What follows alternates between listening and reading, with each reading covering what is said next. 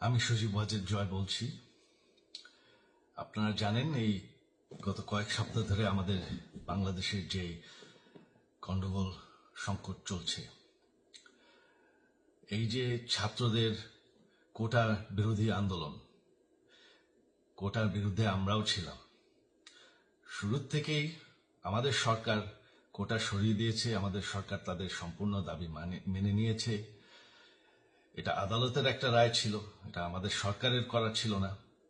তাও আমরা অ্যাপিল করে দ্রুত এই কোটা তুলে দেই। তাতেও আন্দোলনকারীরা সন্তুষ্ট না।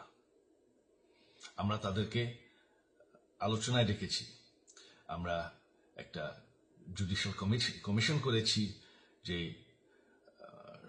সংঘর্ষে যে হত্যাকাণ্ড হয়েছে সেটার বিচারের জন্য। অনেক পুলিশ অফিসার